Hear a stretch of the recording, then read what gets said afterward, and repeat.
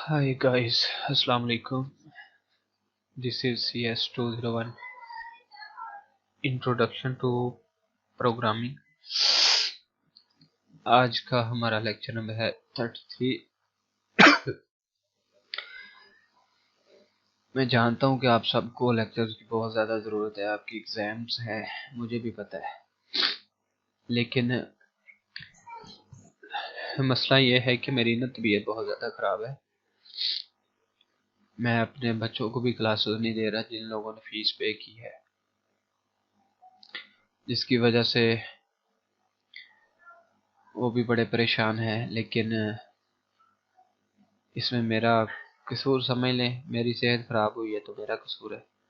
मैं आपको lecture upload कर देता, लेकिन तबीयत ख़राब होने जैसे कोई थोड़ा सा रिकवर हो जाऊंगा मैं कोशिश करूंगा, अदरवाइज मैं माजरत करता हूँ सब स्टूडेंट से।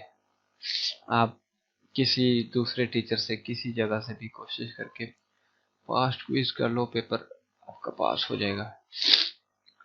तो ऐसे ही कोई एडजस्ट होगा, मैं कोई ना कोई लेक्चर बहुत ज़्यादा अच्छा तो नहीं करवा पाऊंगा, लेकिन थोड़ा बहुत कोशिश ज़रूर करूंगा। तो इंशाल्लाह चलते हैं लेक्चर की तरफ। लेक्चर नंबर है आज का हमारा 2033। अच्छा, मैं आपको पहले बता दिया था कि मेरी तबीयत ठीक नहीं है, मैं पहले की तरह नहीं पढ़ा पाऊंगा। ये टॉपिक आपने पहले पढ़ लिया मैडम से या नहीं किया, ये बता दो मुझे, उस तरह पता हो कि अच्छे से करवाना है या कंसेप्ट देना है बस। सर हाफ किया हुआ है ये लेक्चर। ओके, मैं आपको साइन फिर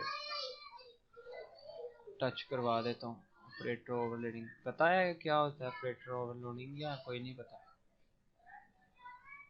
प्रोग्राम नेम ठीक है, स्टार्ट करता हूँ मैं। ऑपरेटर ओवरलोडिंग हमें ना ज़रूरत क्यों पड़ती है, पहले ऑपरेटर ओवरलोडिंग होता है क्या, पहले वो मैं बता दूँ आपको। उसके बाद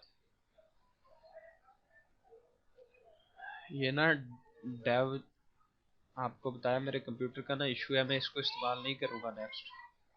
कभी कभी चल जाता है और कभी कभी ये मेरा कंप्यूटर बंद देता है।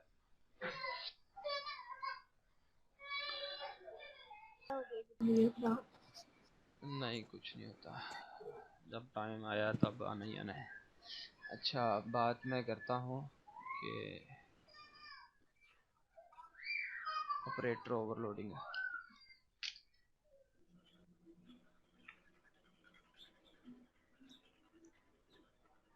ज़रा डार्क हो जाए तो। अच्छा, हमारे पास ना टू टाइप्स की ना डाटा टाइप होती है।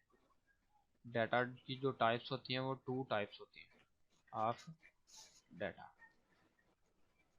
इसमें आप लोगों को फर्दर नहीं पता था, शायद याद हो या ना हो, आप लोगों ने मिड में पढ़ा था। एक होती है built in, built in data type होती है, ठीक है। और जो सेकंड टाइप होती है वो होती है हमारे पास यूज़र डिफाइन, ठीक है। अब ये दोनों में क्या होता है, ये क्या होती है, इनका मैं आपको बताता हूँ। हमारे पास जो बिल्ट इन डाटा टाइप होती है ना, बिल्ट इन का मतलब होता है बना बनाया, कंपनी की तरफ से ना, जैसे कि ऊपर से पहले ही बना हुआ है, बना बनाया हमें मिला है ना, उसको कहते हैं बिल्ट इन, यानी कि जो पहले से ही उसमें मौजूद था। इसमें हमारे पास होता है कि int built in data type है, character built in data type है, फ्लोट, डबल, स्ट्रिंग, ठीक है। अच्छा, ये सारी ना हमें बिल्ट इन डाटा टाइप होते हैं, इसके पीछे प्रोग्रामर ने प्रोग्रामिंग की होती है, ये इनको कहते हैं बिल्ट इन डाटा टाइप। ये होती क्या है, ये होती हैं इसकी रिटर्न टाइप देते हैं हम। क्या देते हैं? रिटर्न टाइप होती है। जैसे कि हमने रिटर्न कोई चीज़ करनी होती है, रिटर्न हम करते हैं, करेक्टर करते हैं, फ्लोट करते हैं, और स्ट्रिंग करते हैं, और वगैरह वगैरह, इसको कहते हैं रिटर्न टाइप होती है, ठीक है, रिटर्न टाइप, ठीक है। उसके बाद होती है हमारे पास user data type, user defined data type होती है जिसको कहते हैं। इनका भी वही काम होता है, रिटर्न देना होता है, लेकिन ये जो प्रोग्रामर होता है वो खुद बनाता है, ठीक है। ये भी रिटर्न टाइप ही होती है, ठीक है। इसमें हमारे पास क्या आता है, इसमें हमारे पास होती हैं क्लासेज। जो हमारे पास क्लासेज होती हैं उनको हम यूजर डिफाइंड डाटा टाइप होते हैं। जैसे कि हम आपके पास इन फ्लोर स्ट्रिंग होती है, ये सारा सीन जो है ना सेम एज इट जो होती हैं क्लासेस स्ट्रक्चर, ये आपकी ना यूजर डिफाइंड डाटा टाइप्स होती है। पहले तो बात है हमारी क्लियर डाटा टाइप्स क्या होती थी, ठीक है। इनको रिटर्न टाइप भी कहते हैं और डाटा टाइप भी कहते हैं, रिटर्न, ठीक है। अच्छा, उसके बाद हम बात करते हैं कि अब जो बिल्ट इन डाटा टाइप होती हैं उसकी अब बात करते हैं। असाइनमेंट ऑपरेटर को ना समझाने लगा हूँ कि ये क्यों किस लिए होते हैं। जो हमारे पास इंट होता है ना, फर्ज कर लो इंट 2, ठीक है। तो इंट एक डाटा टाइप है, रिटर्न टाइप है, इसमें आप प्लस कर सकते हो दूसरा इंट, ठीक है। जैसे कि आपके पास करेक्टर है, इसमें आप प्लस कर सकते हो दूसरा करेक्टर, ठीक है। फर्ज कर लो आपके पास इंट आई की वैल्यू जो है वो है 2, ठीक है, और दूसरा इंट जे की वैल्यू आपके पास है 3, ठीक है। तो आप क्या करते हो, उसके बाद ये है कि अगर आपको कोई बोले कि सम कर दो तो आप उसको बता दो कि सम मेरा सम है आई प्लस जे, ठीक है। इट्स मीन कि आई भी एक integer built in data type है और जे भी एक बिल्ट इन डाटा टाइप है। इन दोनों को आपने जमा करना है, बिल्कुल ऑफ कोर्स जमा होगा, और ये जो जमा वाला साइन है इसको ऑपरेटर कहते हैं, ठीक है। इसका मतलब है कि आपका जो ऑपरेटर है ये कौन सा ऑपरेटर होता है, एक ऑपरेटर आपके पास ये होता है, ठीक है। दूसरा आपके पास ये ऑपरेटर होता है माइनस वाला, आपके पास रिमाइंडर ऑपरेटर होता है, आपके पास ये तकसीम का ऑपरेटर होता है, डिवीजन का, ये सारे ऑपरेटर होते हैं। अब ये ऑपरेटर ओवरलोडिंग क्या होता है, मैं मतलब ना थोड़ा आपसे वो उस तरह से नहीं पढ़ा पाऊंगा, कोशिश करूंगा कि आपका ना काम हो जाए जिससे आपको गुजारा हो जाए। अच्छा जी, ये तो थी आपकी बिल्ट इन डाटा टाइप, लेकिन इनको तो जमा कर सकते हैं, लेकिन जो यूजर के द्वारा लिखी जाती हैं, यूजर डिफाइन जो डाटा टाइप होती हैं जैसे कि क्लासेस, इनको जमा नहीं किया जा सकता। मसलन कि हमारे पास एक क्लास है, हम क्लास लिख लेते हैं एक, हमारे पास एक क्लास है, इसको ज़रा डार्क कर दें ताकि आपको क्लास ही फील हो। हमारे पास एक क्लास है और इसका नाम रख दो, क्लास का क्या नाम रख दो, स्टूडेंट की क्लास है, स्टूडेंट क्लास, स्टूडेंट्स की क्लास है हमारे पास, ठीक है।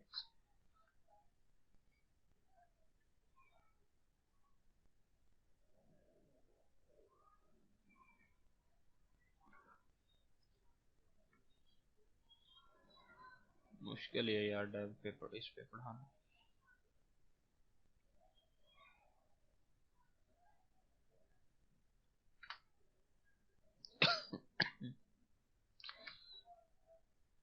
हमारे पास मतलब कि जैसे कि आपको पता है यहाँ पे हम प्राइवेट लिखेंगे, प्राइवेट लिखे, अच्छा मतलब हम रन नहीं कर सकते, लेकिन इसको चलो इधर ही करते जाते हैं। एक हमारे पास प्राइवेट हो गया, इसके अंदर आप फर्ज कर लो कि इसके अंदर आप कुछ लिख दो कि एज लिख दो, ठीक है, एज लिख दो। मैं सारी डाटा टाइप साथ नहीं लिखूंगा, समझ जाना, एक एज वन लिख देते हैं, ठीक है। एक क्लास बना रहे हैं, इसके अंदर आपने एक एज जो है वो दूसरी एज टू लिख दो, एज टू लिख दो। इस पे यार लिखा ही नहीं जाता, मैं कोशिश करता हूँ उसी पे अगर काम चलता गया तो। हमारे पास एक क्लास हमने बनाई स्टूडेंट की, तो ये पोर्शन डिलीट कर देता हूँ, ठीक है।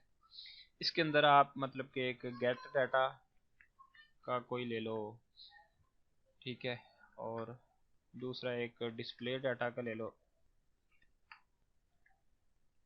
डिस्प्ले डाटा का कोई दो फंक्शन ले लो, और एंड पे हम एक मेन की तरफ, ये प्रोग्राम नहीं मैं करवा रहा, मैं सिर्फ समझा रहा हूँ कि होता क्या है। मेन में आ जाते हैं, मेन, और उसके बाद इसके अंदर हमने, हमारी क्लास का नाम था स्टूडेंट, आपको पता है ऑब्जेक्ट क्रिएट करने के लिए क्लास का नाम लिखना पड़ता है, वापस स्टूडेंट लिख दिया। आगे जो भी ऑब्जेक्ट रखना है, ऑब्जेक्ट फर्ज कर लो कि आपने उनका सम करना है स्टूडेंट्स की एज का, ऑब्जेक्ट का नाम सम रख दो, ठीक है। अब जब हम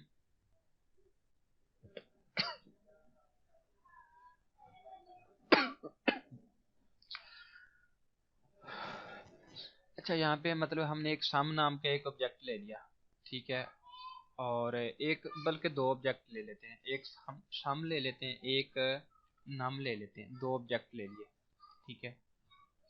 यहाँ पे हम क्या करना चाहते हैं, मैं चाहता हूँ कि मैं एक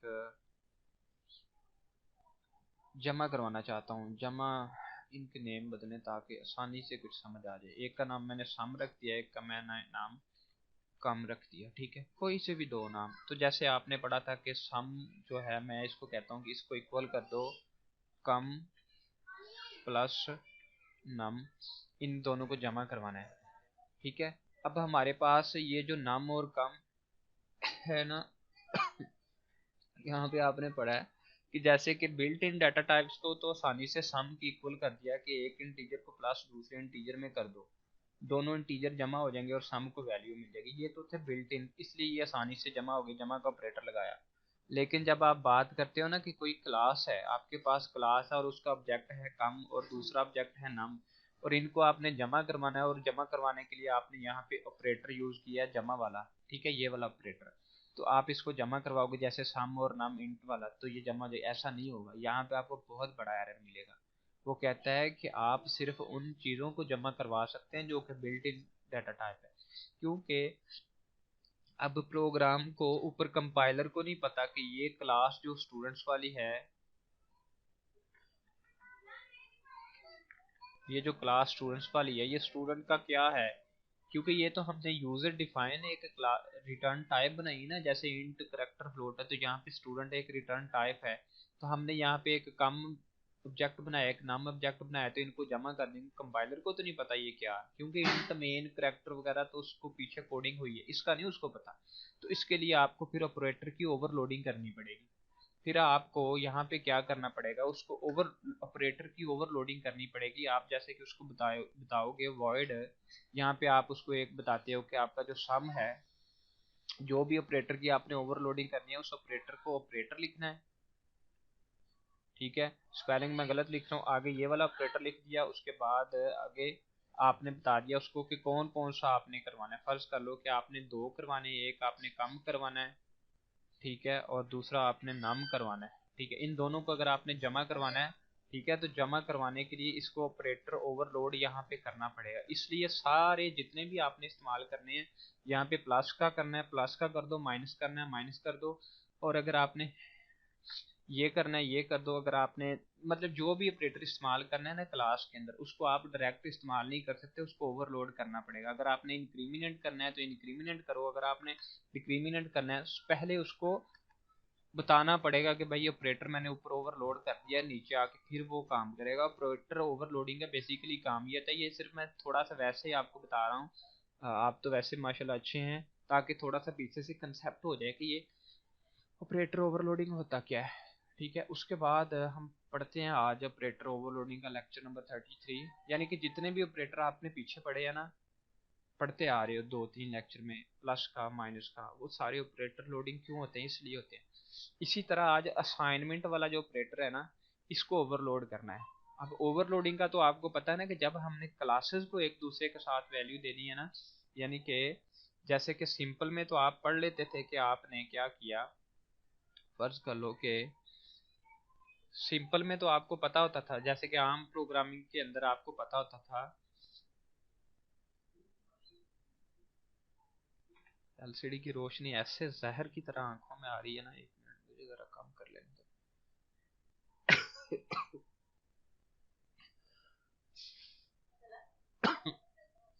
सॉरी, क्या करने लगा था यार, स्क्रीन की ना वो। हाँ वो कब करने लगा था।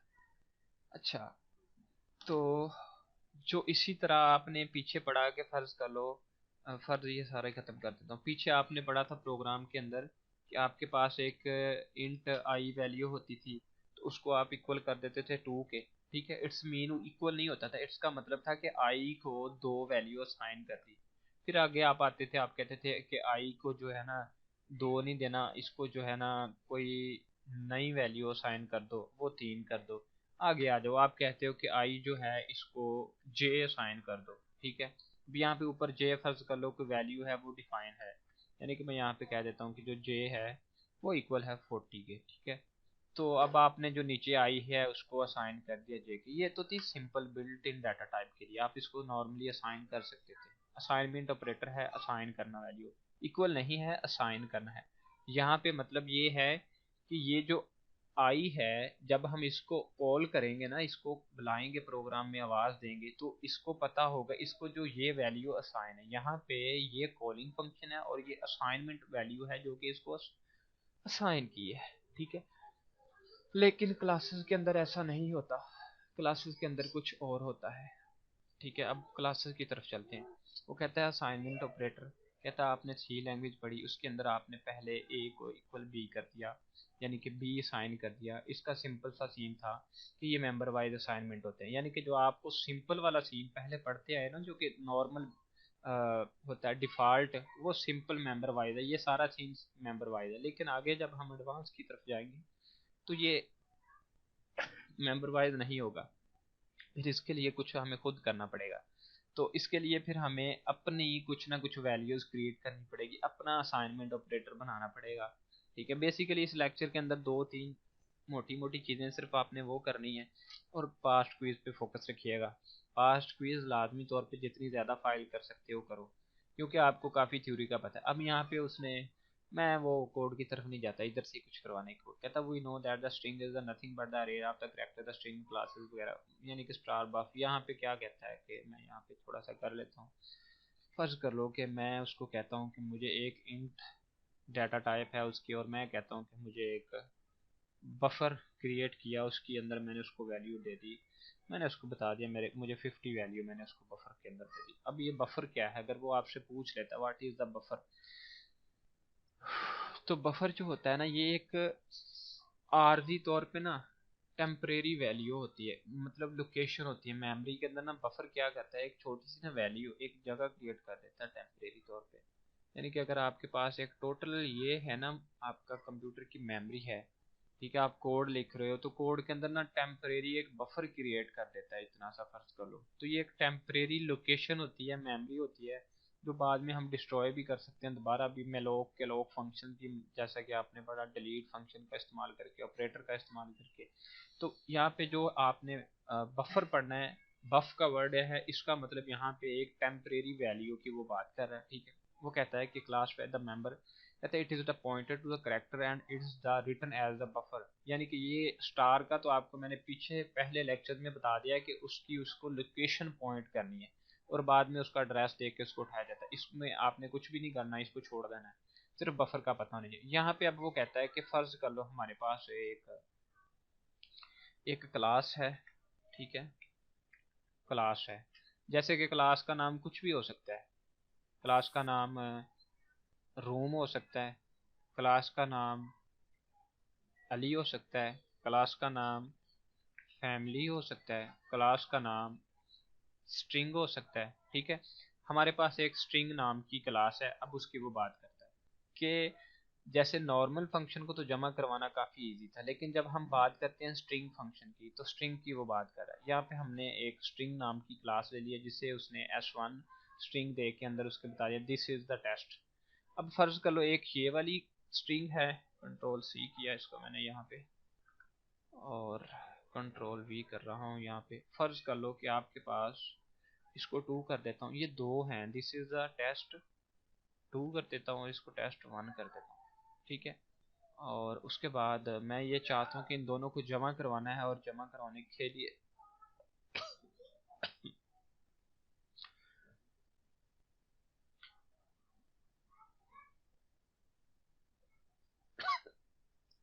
और आपके पास स्ट्रिंग 1 और स्ट्रिंग 2 दो है ना। अगर फर्ज करो कि आप नॉर्मल में इनको जमा करवाना चाहते हो, तो क्या आप ऐसा सोच सकते हो कि स्ट्रिंग 1, और इसको यहाँ से मैं प्लस लिख दूं, तो क्या आप मतलब ऐसा सोचते हैं कि आप इन दोनों को ऐसे जमा करवा लेंगे तो ये जमा हो जाएंगे? नहीं, ये ऐसे जमा नहीं होंगे। ये मेथड ठीक नहीं है। इनको जमा करवाने के लिए बाकायदा तौर पे आपको एक असाइनमेंट ऑपरेटर पे काम करना पड़ेगा। तो इसलिए वो बताना चाहता है कि स्ट्रिंग हमारी क्लास का नाम है, ये जो हमारी क्लास है इसका नाम स्ट्रिंग है, और क्लास यूजर डिफाइन है, ये बिल्ट इन नहीं है। और जो यूजर डिफाइन है उसको जमा करवाने के लिए एक प्रॉपर वे है, जिसकी वो आज हमें बात बता रहा है कि असाइनमेंट ऑपरेटर। ठीक है, कि वैसे ये चीज़ कोड का हिस्सा नहीं है, सिर्फ समझाने का हिस्सा है। अच्छा, उसके बाद कहता है the object of string has been created theory. जब तक आप बुक को रीड नहीं करेंगे, किताब को पढ़ेंगे नहीं, आपको समझ नहीं आएगी। कहता है the object of the string has become created initialise the string, this is the test has been placed in its buffer. अब बफर तो मैंने आपको बता दिया कि अगर आपके जहन में आता है तो वो टेम्परेरी लोकेशन है। कहता है obviously buffer will large enough to hold this string. ठीक है, वो कहता है बफर जो टेम्परेरी वैल्यू है, वो कहता है वो काफ़ी है इसको होल्ड करने के लिए। As defined in our constructor we allocate memory for buffer by using, गौर कीजिएगा, कहता है by using the new operator. अब वो क्या कहता है, वो कहता है कि हम इसको वैल्यू असाइन करेंगे, इसको वैल्यू देंगे, वो जगह के साथ हम क्या करेंगे कि उसके साथ एडजस्ट करने की कोशिश करेंगे। किसको यूज करते हुए? एक ऑपरेटर यूज करेगा जिसका नाम है न्यू ऑपरेटर। ये आपका क्विज आया था 2017 में। What happen if we have another string, वो कहता है कि क्या होगा हमारे पास अगर कोई दूसरी स्ट्रिंग भी हो, ऑब्जेक्ट हो, लेट्स से s2। यहाँ पे वो s1 और s2 स्ट्रिंग्स के ऑब्जेक्ट्स हैं, ठीक है, and want to write s2 is equal to s1। अब यहाँ पे असाइनमेंट ऑपरेटर की बात कर रहा है, तो इन चीज़ों का बड़ा ख्याल रखना। क्विज आपको बड़े तरीके से आएंगे कि वो आपसे पूछ सकता है कि यहाँ पे s2 एक वैल्यू है और एक s1 वैल्यू है। ठीक है, अब इसका मतलब यहाँ पे ये नहीं है कि s2 जो है वो s1 के इक्वल है, नहीं, कभी भी नहीं, ऐसी बात नहीं होगी। वो आपसे पूछेगा कि ये इसका मतलब क्या है। असाइनमेंट ऑपरेटर यूज हुआ है, अगर तुम चाहते हो कि इसको कहो s2 इज s1 के इक्वल है, तो ये लो अब हो गया इक्वल, लेकिन अब इक्वल नहीं है। क्यों? अब यहाँ पे मतलब है कि आपका जो s2 है ना, स्ट्रिंग 2, ये एक तरफ लेफ्ट हैंड पे आपकी वैल्यू पड़ी है और इसको वैल्यू असाइन की है s1। इट्स मीन के आपका जो s2 है उसको s1 की वैल्यू दे दी गई है। जब भी, अब ये कॉलिंग फंक्शन है और ये वैल्यू है, अब वो s2 को कॉल करेगा तो उस s1 की जो भी वैल्यू उसने उसको असाइन किया वो उसको मिल जाएगी। ठीक है, यहाँ पे ये थोड़ी सी थ्योरी को रीड कर लेना तो आपको मजीद समझ आ जाएगी। चलो मैं करवा देता हूँ। वह कहता है we know the buffer is the nothing but the pointer to the memory location. यहाँ पे वो कहता है कि buffer is nothing but pointer to memory location, memory की जो लोकेशन है। If it is the array of the characters of the character name of the array nothing वगैरह वगैरह। उसके बाद वो कहता है buffer buff of one object will be the assign to the buff other object. यानी कि वो कहता है कि यहाँ पे एक वैल्यू, जैसे कि एक बफ है, उसको दूसरे की इक्वल नहीं किया गया, दूसरे की वैल्यू असाइन किया आपने, इसको स्किप करना, छोड़ दो इसको। It's mean there will be same address in the both objects. कहता है कि इसका मतलब है कि दोनों साइड पे सेम जगह है, छोड़ दो आप ये आपके काम की बात नहीं है, और इस तरह की चीज़ों से आपने पंगा नहीं लेना ताकि आपका काम खराब ना हो जाए। आपने क्विज पे और थ्योरी पे वो जो इजी वाली है जो पेपर में आने वाली है, ये मैंने यहाँ पे ना ये लिख दिया, इसको रीड कर लेना। कहता है मैंने लिखा है कि main reason to using the our own assignment operator, कि क्यों यूज करते हैं। मैंने ऊपर बता भी दिया कि क्यों यूज करते हैं, क्योंकि हम इसके बगैर एक स्ट्रिंग को दूसरी स्ट्रिंग के इक्वल नहीं कर सकते, दूसरी स्ट्रिंग में ऐड नहीं कर सकते, क्योंकि हमें अपना असाइनमेंट ऑपरेटर बनाना पड़ता है। वजह क्या है कि आपको पता है कि हमारी यूजर डिफाइंड क्लास है। इसको थोड़ा सा रीड कर लेते हैं। अच्छा, एक बात बड़ी इंपॉर्टेंट है, इसके अंदर आप जरा रीड कीजिएगा। समझ नहीं आ रही क्या आप लोगों को? समझ आ रही है क्या? सर आ रही है। आ, जी सर आ रही है। अहमद समझ आ रही है? ये बेसिकली जो हम यस सर। ये जो अभी हम पढ़ रहे हैं ना, थोड़ा सा ये वाला हिस्सा, ये मैं रीड करवा रहा हूँ अपने फर्ज के तौर पे, ये इंपॉर्टेंट नहीं है, आप स्किप कर देना। वो कहता है वो use delete object as one destructor of the destructor, मैंने आपको पढ़ाया है, और डिलीट ऑपरेटर भी पढ़ाया। Object will free the allocation the memory while giving its back to the free store. Now buffer of the S2 hold the address of the memory will be actually the gone the free store the by the destructor it is no longer allocated the create the problem such problem faced often while using the default assignment operator। अब कहने का मतलब क्या है कि use क्यों किया जाता है? जैसे कि डैंगलिंग पॉइंटर वाला सीन था। S1 हमारे पास एक वैल्यू है, ठीक है, स्ट्रिंग है। S1 नहीं S2 ले लो, आपकी बुक के रिलेटेड रहता हूँ। S1 इसको वैल्यू असाइन कर दी, S2 एक स्ट्रिंग है, इसको S1 स्ट्रिंग का जो मामला है ना वो इसको असाइन कर दिया। अब ये जो आपको पहले बिल्ट इन आता है ना, जो आपके पास है पहले असाइनमेंट ऑपरेटर कंपनी की तरफ से बिल्ट इन दिया है, उसका इस्तेमाल और हमारा जो अपना बनाया हुआ असाइनमेंट ऑपरेटर है इसमें फ़र्क क्या है, पहले पता होना चाहिए कि हम यूज़ क्यों करते हैं। अगर ये स्ट्रिंग 1 है, हम आगे जाके क्या करते हैं, हम यूज़ कर लेते हैं डिलीट ऑपरेटर का हमने इस्तेमाल किया। ये आपने चीज़ें सिर्फ देखनी है अभी के लिए, कोई ज़रूरत नहीं है आपको इसकी तरफ टाइम वेस्ट करने की। मैं कहता हूँ कि मेरी जो स्ट्रिंग 1 थी ना, जो मेरी स्ट्रिंग 1 थी उसको मैंने क्या किया है, वो फर्ज कर लो मेरे पास 20 करेक्टर्स की थी, मैंने क्या किया उसको डिलीट कर दिया, डिलीट ऑपरेटर लगाया, अब वो डिलीट हो गई है, ठीक है। जब S1 डिलीट हो गया, इसकी स्ट्रिंग ही खत्म हो गई है जो कि हमने S2 को दी थी। इसको कॉपी करके नीचे ले आता हूँ, गौर करना ये बड़ी ज़रूरी बात है कि जब हमने S1 को डिलीट कर दिया है तो S2 का क्या बनेगा, जिस बेचारे को हमने वैल्यू ही S1 की दी हुई थी, यानी कि स्ट्रिंग 1 जो हमने स्ट्रिंग 2 को दी थी, इसको तो हमने डिलीट कर दिया है, तो अब इस बेचारे का क्या होगा, ये तो बेयारो मददगार हो गया ना। तो कहता है कि इस तरह के मामले में फिर गार्बेज वैल्यू क्रिएट हो जाती है और काम खराब हो जाता है, इसलिए वो कहता है हमें अपना असाइनमेंट ऑपरेटर बनाना चाहिए, ठीक है, उसका इस्तेमाल करना चाहिए और अवॉइड करना चाहिए सच प्रॉब्लम से। ये ठीक है, ये वाली थ्योरी रीड कर लेना। कहता want to add the concrete string the, और we want to have to do etcetera. यहाँ पे उसने then how these will be, we have fixed buffer. अच्छा, यहाँ पे उसने प्रॉब्लम को फिक्स करने का कुछ बताया है, यानी कि उसने बताया है कि अगर आप दो स्ट्रिंग को ऐड करना चाहते हो, तो अगर आपके पास बफर यानी कि वो टेम्परेरी वैल्यू अगर कम है तो उसको कहता है इस्तेमाल कर लो, ठीक है, और उसको थोड़ा इंक्रीज कर लो। आपके पास बफर जो टेम्परेरी वैल्यू है उसकी कमांड चेंज करके थोड़ी वैल्यू एक्सपेंड कर लो और अपनी स्ट्रिंग उसमें ऐड करवा लो। इसको पढ़ लेते हैं।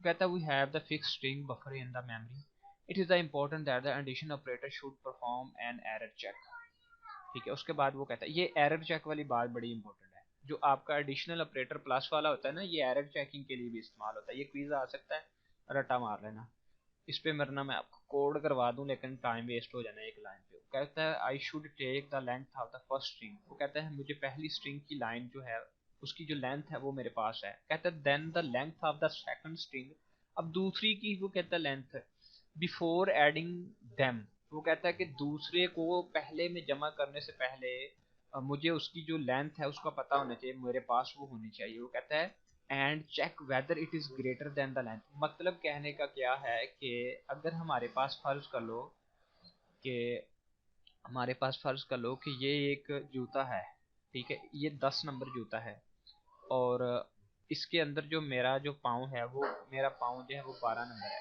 तो मैं कैसे इसके अंदर अपना पाँव डाल सकता हूँ, कभी भी नहीं मैं इसके अंदर अपना पाँव डाल सकता, जूता टूट जाएगा या फिर मेरा पाँव अंदर नहीं जाएगा, मेरे पाँव पे कोई मसला हो जाएगा। इसके लिए मुझे क्या करना है कि जो नीचे वाला जो जूता है ना, नीचे वाला जो जूता है उसको बड़ा करना पड़ेगा इससे, ठीक है, ये जूता बड़ा होगा, अब मेरा जो पाँव है वो छोटा है और वो इसके अंदर आ जाएगा, ठीक है, मतलब कि वैल्यू को बफर के अंदर प्लस एक्सपेंड कर लो। इसका आगे शायद कोड आए तो वो हम देखते हैं, इसकी लेंथ का पता होगा तो फिर ही हम उसको ऐड करेंगे ना। कहता है is greater, check whether it is greater and length define string 30 is in this case the greater than the take the should provide the some logical behaviour, it is not too greater then it should be add. इसमें string को कहता है कि add नहीं कर सकते अगर वो छोटा है, अगर आप वो बड़ा है तो फिर उसमें ऐड करते हैं। That's the important to, we should proper error checking, हमें प्रॉपर एरर चेकिंग करनी चाहिए।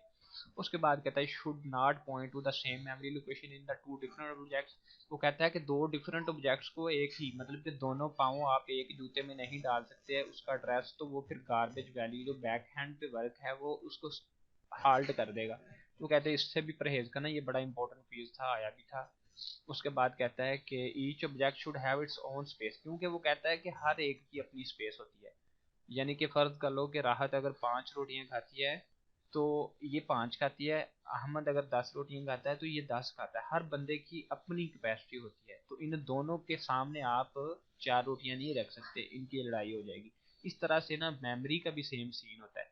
कहता है of its string we statement like S one, मतलब वो कहता है इन दोनों स्टेटमेंट को स्ट्रिंग वन और स्ट्रिंग टू को सेम एड्रेस मत दो, ये काम खराब हो जाएगा। ये सारे रीजन बता रहा है कि हमें क्यों यूज करना है अपना बिल्ड यूजर डिफाइंड का अपना जो असाइनमेंट ऑपरेटर है। क्यों? क्योंकि इन दोनों का same time same address should not be assign, दोनों को सेम चीज़ें एक ही टाइम पे आपको नहीं देनी चाहिए। ये काम थोड़ा सा आपके लिए इससे अवॉइड करो, ये ठीक नहीं होगा। बाकी थोड़ा सा इधर पढ़ लेना, काफ़ी इजी है। ये देखो उसने बफर डिलीट कर दिया। अगर अगर आपको एक बफर ज़्यादा था, यानी कि जैसे कि मैंने आपको बफर डिलीट करवाया, तो ये इस बफर का फिर क्या होगा, ये उसने बफर डिलीट का बताया, इसको रटा मार लेना ताकि आपको थोड़ा सा पता होना, थोड़ा सा रीड कर लेना। अगर आपने बफर के जूता बड़ा करना है तो उसने क्या किया कि एक करैक्टर की हमारे पास बफर स्ट्रिंग थी ना, तो उसने क्या किया, न्यू ऑपरेटर का इस्तेमाल किया और जो पहले वाली जूते की लेंथ थी उसमें +1 कर दिया। अब जूता बड़ा हो गया, अब उसमें पाँव आपका आ जाएगा। ये बात क्लियर हो गई है? ये वाली समझ आई बात? जी सर। अहमद आपको नहीं समझ आई? ओके ठीक है, ठीक है। स्लोली स्लोली बोलना, मेरे कानों पे ना हेडफोन लगे हैं तो ज़रा तकलीफ होती है। यहाँ पे उसने स्ट्रिंग को कॉपी कर दिया, एक बफर स्ट्रिंग को दूसरे उसके ऑब्जेक्ट के अंदर कॉपी कर रहा है। इसको यहाँ ये थ्योरी थोड़ी देख लेना। मेरे कानों में दर्द शुरू हो गया तो मैं चाहता हूँ जल्दी जल्दी थोड़ा खत्म करवा दूँ। ये बाकी ये कोड वगैरह आप छोड़ दो, बस आप ओल्ड रट्टा लगाओ। कोई एक आधा क्विज आ जाता है तो उसको यहाँ पे देख लेना, बाकी कोई ज़्यादा ज़रूरत नहीं। इंटीजर यहाँ पे उसने ये थोड़ी सी बात बताई होगी, इंटीजर वगैरह वगैरह, ठीक है। इसमें उसने क्या बोला, ये वाली जो बात है ना, ये वाली बात, इसको भी थोड़ा सा समझ लो। असाइनमेंट ऑपरेटर के अंदर पता होना चाहिए कि j is equal to I is equal to K, पता नहीं क्या था जो भी था। अब यहाँ पे ना पहले इसका पता होना चाहिए आपको कि जो आई की वैल्यू है इसको साइन किया के, इक्वल नहीं, इक्वल किया तो गलत बात है। अब यहाँ पे जो आई है ना, आई, ये आई, इसको के की वैल्यू असाइन की है, ठीक है। आई को के की वैल्यू असाइन किया। अब जो आई है इसके पास जो वैल्यू है वो के वाली है। अब जो जे है इसको क्या असाइन किया हुआ है, इसको असाइन किया है आई की वैल्यू, ठीक है। इसको असाइन किया आई की वैल्यू। ये छोटी सी लाइन बड़ी इंपॉर्टेंट है। यहाँ पे जो जे है इसको आई की वैल्यू असाइन किया। अब ये वाली जो लाइन है इसका पूरी का मतलब ये है कि आपका ये जो जे है इसको आई असाइन किया और ये जो आई है इसको के असाइन किया हुआ है, ठीक है। ये एक तरतीब है, एक सीक्वेंस बताई हुई है उसने, इस पे जरा आपने ख्याल रखना है, ठीक है। उसके बाद नेक्स्ट जो है आपका, बस ये सारा इधर है, आपको पता होना चाहिए। यहाँ पे ये जो आपका पोस्ट और प्री फिक्सेस और पोस्ट फिक्सेस, ये शायद मैंने आपको अभी नहीं इसको पढ़ाना, काम थोड़ा लंबा हो जाएगा। अच्छा, यहाँ पे नेक्स्ट जो मोस्ट इम्पोर्टेंट इस चैप्टर में नेक्स्ट चीज़ है वो है दिस पॉइंटर। अब दिस पॉइंटर मैंने आपको पहले पढ़ाया भी है, याद है किसी को कि कोई नहीं याद? याद है सर। मेरा याद है कि नहीं? पढ़ा दूँ या फिर छोड़ दूँ? बहुत ज़्यादा इम्पोर्टेंट है। अहमद पता है कि नहीं पता? सर नहीं पता, पढ़ा दें। चलो ठीक है। अब दिस पॉइंटर क्या आता है, इसको थोड़ा सा यहाँ से रीड भी कर लो। whenever object call member function the function implicitly gets the pointer to the from calling object, जब उसको कॉल कर दें the pointer is known as this pointer। ये इस तरह से this is the keyword, we cannot use it as a variable name, this is the pointer present the function referring to the calling object। for example यहाँ तक आपने इसकी definition करनी है। पहले तो ये पता होना चाहिए ना कि पेपर का हिस्सा क्या है, हल्का फुल्का रटा लगा लेना, बाकी मैं समझा देता हूँ तो ज़रूरत नहीं पड़ेगी। यहाँ पे उसने आगे एक बफर है, इसको छोड़ो, ये दिस सेपरेटर इस्तेमाल किया, ये दिस सेपरेटर और सिंपल। चलो जी मैं आपको समझाता हूँ। हाय, अच्छा, हमारे पास एक लव मैरिज की ना एक क्लास थी अगर आप लोगों ने पढ़ी हो तो उसमें मैंने आपको दिस ऑपरेटर पढ़ाया था।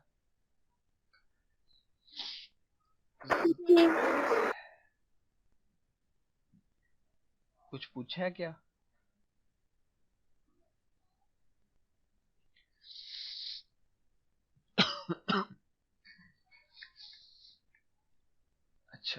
यहाँ पे काफ़ी ज़्यादा इम्पोर्टेंट है। हमारे पास एक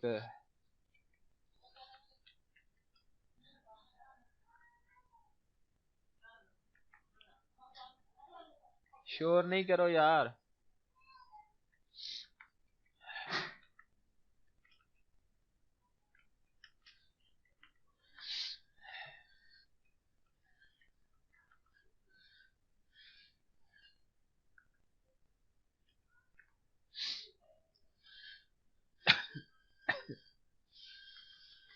एक क्लास बना लो, लव नाम की क्लास बना लो। क्लास का नाम जो है वो लव रख दो, ठीक है। इसके अंदर स्पेसिफायर जो है वो बना लो और पहले क्लास कंप्लीट कर लो।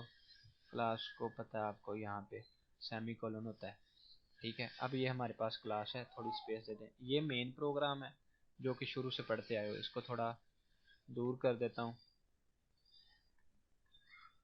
और ये क्लास है हमारी, इसका नाम है लव, ठीक है। इसके अंदर स्पेसिफायर बना लो। एक प्राइवेट होता था, दूसरा कौन सा होता था? पब्लिक। ठीक है। पब्लिक के स्पेलिंग क्या होते थे? अच्छा, यहाँ पे हम क्या करते हैं कि हम कैसा करते हैं कि एक इंट ले लेते हैं। क्या ले लेते हैं? एक अहमद नाम का ना इंट ले लेते हैं, AHMAD अहमद, ठीक है। हमने एक प्राइवेट जो स्पेसिफायर ले लिया इंट नाम का, ठीक है। अब हम क्या करते हैं, हम आ जाते हैं इसके पब्लिक पोर्शन के अंदर। हम करते हैं गेट डाटा का एक फंक्शन बना लेते हैं। इसकी रिटर्न टाइप नहीं बताई, सॉरी, वॉइड रिटर्न टाइप दे दो गेट डाटा, ठीक है। एक फंक्शन बना दिया मैंने गेट डाटा का। इसके अंदर क्या करता हूँ मैं, इसके अंदर मैं कह देता हूँ अहमद, ठीक है। एक मैंने मतलब ले लिया, क्या कहते हैं, अल्लाह तुम्हारा भला करे, आर्गुमेंट पास करवा दिया मैंने, ठीक है। अब क्या करता हूँ कि मैं इसके स्कोप के अंदर इसको एक वैल्यू बता देता हूँ। मतलब कि जब मैंने इस फंक्शन को कॉल करना है तो मैं कह देता हूँ कि इसके अंदर अहमद, ठीक है। यहाँ पे मैंने अहमद कर दिया।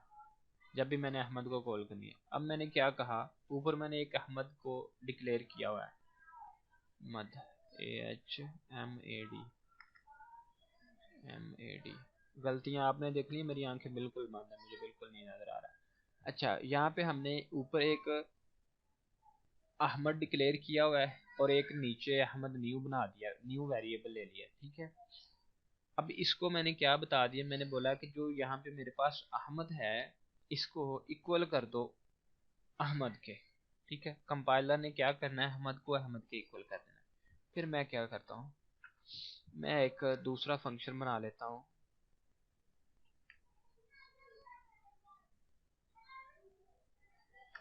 एक दूसरा फंक्शन बना लेता हूँ, उसका नाम क्या रख दूँ मैं उसका नाम रख देता हूँ डिस्प्ले, डिस्प्ले डाटा, बस ठीक है, डिस्प्ले डाटा रख देते हैं, ठीक है। उसके बाद हम क्या करते हैं, इसके अंदर उसने जो आपको बुक के अंदर बताया ना वो तीनों तीन चार तरीके होते हैं, वो देख लेते हैं।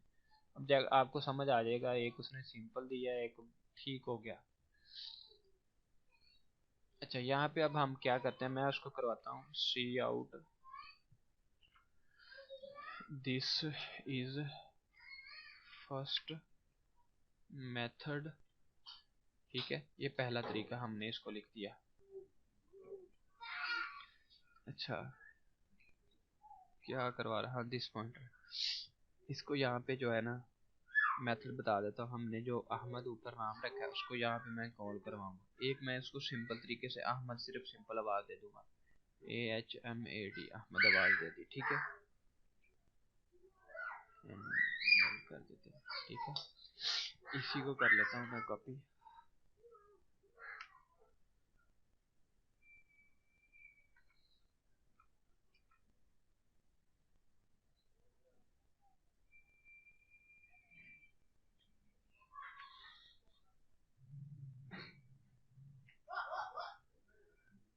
उसके बाद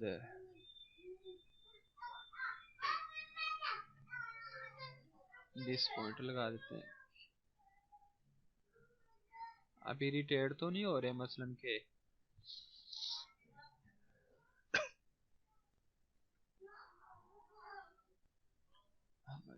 ठीक है, उसके बाद हम यहाँ पे एक थर्ड मेथड भी उसको बता देते हैं। अभी आपको समझ नहीं आ रहा होगा, मैं अभी आपको बता देता हूँ।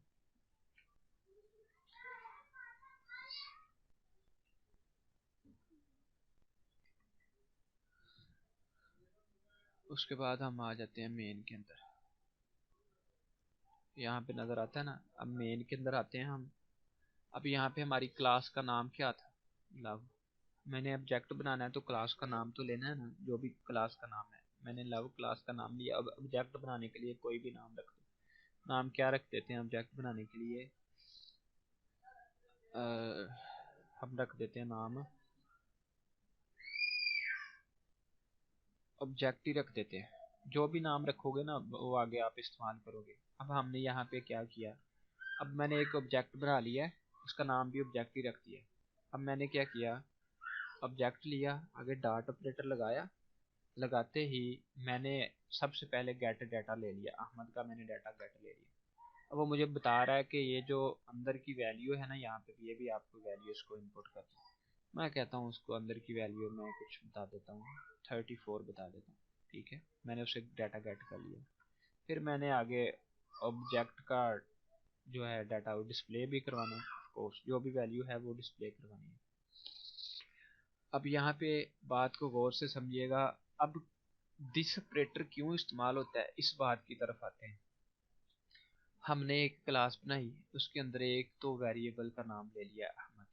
ठीक है, फिर मैंने उसके पब्लिक पोर्शन के अंदर एक जो कि मेंबर फंक्शन है, पब्लिक के अंदर एक, इसको मेंबर फंक्शन कह लो या फंक्शन कह लो, एक ही चीज़ होती है। मेंबर फंक्शन के अंदर मैंने उसको एक अहमद नाम के एक नया वेरिएबल बनाया। अब वो कोई और था। अब ये जो मैंने न्यू फंक्शन बनाया इसके अंदर एक न्यू अहमद है, पहले वाला कौन है हमें नहीं पता। और मैंने बोला कि जो मैंने न्यू अहमद बनाया है इसको इक्वल कर दो, असाइन कर दो अहमद की वैल्यू। ठीक है, अब कंपाइलर को ये नहीं पता चल रहा कि मैंने इसको इसकी वैल्यू देनी है या इसको उसकी वैल्यू देनी है। ठीक है, ये तो बेचारा कंफ्यूज हो जाएगा ना कंपाइलर जो है। उसके बाद मैंने बोला कि भाई मुझे डिस्प्ले कर दो, this is first method, simple तरीके से अहमद को कॉल कर लो। फिर दिस ऑपरेटर से अहमद को कॉल कर लो। फिर उसके बाद आपका जो ऑपरेटर है रिटर्न, आपके पास जो फाइल होती है दिस ऑपरेटर की रिटर्न मेथड उसको कॉल कर लो। ये तीन तीन चार तरीके इसके होते हैं, मैंने लिखे हैं। अब हम क्या करते हैं, अब इसको नहीं पता कि किसको कॉल करनी है, अब इसको करवाते हैं रन। एक मिनट यार, मैं थोड़ा सांस फूल गई। अब इसको करते हैं रन, और ये किया रन। नाम रख देते हैं कोई, क्या नाम रखें, दिस ऑपरेटर।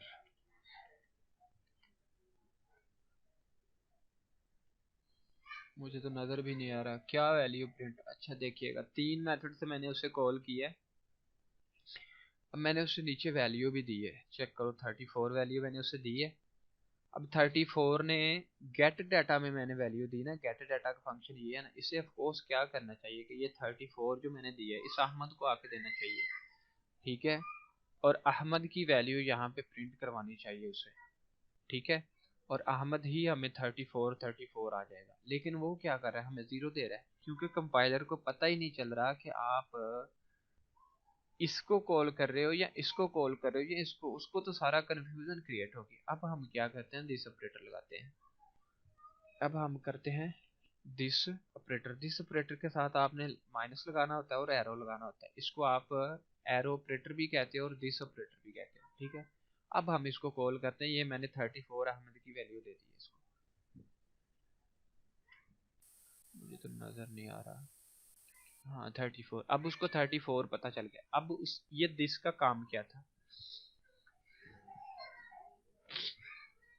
अब दिस का काम ये था कि इसने कंफ्यूजन को खत्म करना है। कंफ्यूजन को खत्म करना है, और इसने इसको बताना है कि ये वाला जो ऑपरेटर है ना, ये वाला जो अहमद का ये ऑपरेटर है, ये अहमद का ये वाला ऑपरेटर है, ये वाला, ये है अहमद का ऑपरेटर जो कि गेट डाटा का। वो कहता है इसको ये वाली वैल्यू असाइन करो जो कि नीचे पड़ी हुई है। दिस ऑपरेटर आपकी कंफ्यूजन को खत्म है। दिस ऑपरेटर क्लियर हुआ है कि नहीं हुआ? उसके बाद उसने मेथड बताए हैं, इसको एक सिंपल तरीके से इसको कॉल किया जा सकता है। आवाज नहीं आ रही क्या? आ रही है सर। सिंपल तरीका, ठीक है, दिस ऑपरेटर लगा के और उसके बाद आपका रिटर्न दिस ऑपरेटर लगा के, उसके बाद आगे आ जाओ। ये आगे जो बफ लिखा हुआ है ना, ये कुछ भी हो सकता है। ये सिंपल कोई वेरिएबल कोई बफर है, उसने वैल्यू को साथ कर रहा है, यहाँ पे कोई टेंशन की। ये डॉट ऑपरेटर लगाया उसने जिसके साथ ये दूसरा मेथड था, तीसरा, और नीचे उसने ये कुछ लिखा भी हुआ, पढ़ लेना। Self assignment operator, self assignment operator जैसे ऊपर हम पढ़ के आए ना, सेम एज इट है। इसको यहाँ से रीड कर लेना, थ्योरी है थोड़ी इजी है, इसका ज़्यादा ज़रूरत भी नहीं है, गूगल कर लेना अगर ना समझ आए तो।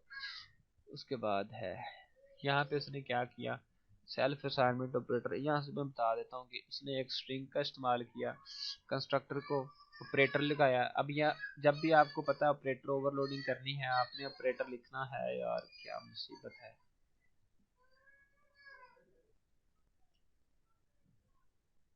और यहाँ पे ऑपरेटर, ऑपरेटर का नाम लिखना है कि कौन सा ऑपरेटर लगाया उसने, असाइनमेंट का, सेल्फ असाइनमेंट का ऑपरेटर, यानी असाइनमेंट लगा दिया। अब उसने क्या किया कि उसने बोला कोई गड़बड़ ना हो जाए, उसने कांस्टेंट कर दिया स्ट्रिंग को, स्ट्रिंग हमारी खराब ना हो जाए, उसको कांस्टेंट कर दिया।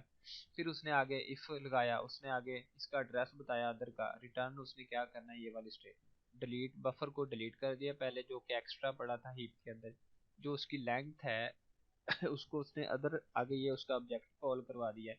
ये आपको समझ नहीं आएगा, जगह थोड़ी थी तो उसने उसको +1 लगा के उसकी जगह इंक्रीज कर दी है, न्यू ऑपरेटर लगा के। पहले जगह लेंथ थोड़ी थी, ठीक है, आगे उसने स्ट्रिंग को कॉपी किया है। ये सारी बस ऐसे रटा लगा लेना, याद करने की जरूरत नहीं है। Returning this pointer from the function, ये वही मेथड जो पहले बताया था। S3 को जो है, स्ट्रिंग 3 को स्ट्रिंग 2 की वैल्यू असाइन किया, और जो स्ट्रिंग 2 है इसको स्ट्रिंग 1 की वैल्यू असाइन की है। ये क्विज आएगा। ये उसने दिस ऑपरेटर को रिटर्न किया कि रिटर्न जो है दिस ऑपरेटर कर दो, जैसा कि अभी हमने पढ़ा है ना, ये वाला लास्ट वाला मेथड, दिस को वो कहता है रिटर्न कर दो। उसके बाद इसमें यही था कुछ इंपॉर्टेंट, दिस पॉइंटर करना है और असाइनमेंट करना है। उसके बाद आगे यहाँ पे सी आउट वाला जो है, ये बड़ा एक कंसेप्ट है, लंबा कंसेप्ट है लेकिन ज़रूरी है। लेकिन अभी क्या है, इसको गुजारा कर लो। यहाँ पे क्या होता है, जब हम सी आउट करते हैं ना कोई वैल्यू, तो सबसे पहले उसने ना ए को सी आउट करना होता है, ठीक है। सी आउट करने के बाद उसको दोबारा एक सी आउट चाहिए होता है कि दोबारा जो है बी को सी आउट करने के लिए, तो उसको फिर सी आउट की ज़रूरत होती है, ठीक है। एक्सट्रैक्शन ऑपरेटर को इस्तेमाल करने से पहले सी आउट की ज़रूरत पड़ती है, लेकिन आगे उसको ये मिल रहा है। और ये एक बड़ा ही खूबसूरत मेथड है, ये एक तरीकाकार है। ये लाइन के अंदर उसने एक्सप्लेन कर दिया। वो कहता है कि A and B C are data type the works with the way of the stream of the left associative. इसको लेफ्ट एसोसिएटिव, ये क्विज भी था मेरे ख्याल से, एक बार आया था, इसको भी थोड़ा सा रटा मार लेना। कहता है इट मीन्स कि सबसे पहले कहता है, यानी कि सबसे पहले ये होगी, फिर ये होगी, फिर ये उसको 1 बाय 1 बताते हैं। कहता है it mean first cout A को करेगा, एग्जीक्यूट करेगा, एंड द फर्दर एग्जीक्यूट करता जाएगा। फिर सेकंड पे वो कहता है कि उसको सी आउट की जरूरत है, सी आउट नहीं है, लेकिन उसने पहली सी आउट से काम करना है। अब वो इसको पकड़ेगा, should have the C out its left, पहली सी आउट को लेफ्ट साइड वाली को इस्तेमाल करेगा। कहता है here is the way this point operator overloading, ठीक है। जैसे कि आपने एक चीज को बार बार इस्तेमाल किया ना, ये एक ही से आउट के बार बार साथ इस्तेमाल हुई है, इसको वो ओवरलोडिंग का नाम दे रहा है, ठीक है। उसके बाद वो कहता है we should have C out its left hand side operator reference to the calling object that is the C out has return to the stream insertion. एक ही इंसर्शन के साथ काम करता जा रहा है। और नेक्स्ट फिर वो कहता है बी को एग्जीक्यूट करता है, फिर सी को करता है। ये बस एक लाइन है, इसको देख लेना। उसके बाद वो क्या कहता है, ये भी काफ़ी इजी वाली लाइन है, ये लाइन भी लाजमी तौर पे देखना। उसके बाद क्या है, मुझे पता है आप लोगों को समझ नहीं आ रहा, आप लोगों को गुस्सा भी आ रहा होगा। यहाँ पे उसने ये ऑपरेटर यूज़ किया। देखो, जब भी आपने किसी ऑपरेटर को ओवरलोड करना है, मैंने आपको पहले नंबर पे आके आज ये बताया था कि ओवरलोड कैसे करते हैं। ऑपरेटर का नाम लिखा है, आगे उसने दोनों ऑपरेटर लिखे हैं, प्लस और असाइनमेंट, और आगे उसके जो डेज हैं, अंदर आर्गूमेंट, पैरामीटर कुछ भी पास कर दो, वो आपका है। ये सारे कहता है ओवरलोड हो सकते हैं, बाइनरी भी ओवरलोड हो सकते हैं, यूनरी भी ओवरलोड हो सकते हैं, ठीक है। उसके बाद ये वही पहले वाला सीन, उसके बाद क्या है, ये कन्वर्जन है, डाटा टाइप को एक से दूसरे में डाटा टाइप में कन्वर्ट कर लो, इंट को फ्लोट में, फ्लोट को चार में, कैरेक्टर में, इसको आप कन्वर्ट करके आगे इस्तेमाल कर सकते हो। ये कुछ रूल्स हैं, ये आप खुद भी पढ़ सकते हैं, काफ़ी इजी वाला है। इनको लाजमी तौर पे एक बार देखना आपने, ये पेपर में आ जाता है कभी कभी। बाकी इसमें कुछ इंपॉर्टेंट ऐसी चीज़ नहीं थी कि जो समझ में ना आने वाली हो, वेरी इजी है, छोटा सा टॉपिक था, डिस ऑपरेटर करना है और असाइनमेंट ऑपरेटर है। बाकी अगर आप लोग यार खुद कर पाओ तो कर लेना, वरना कल के लिए हाफ छोड़ देना मेरे लिए, मैं करवा दूंगा। ओके।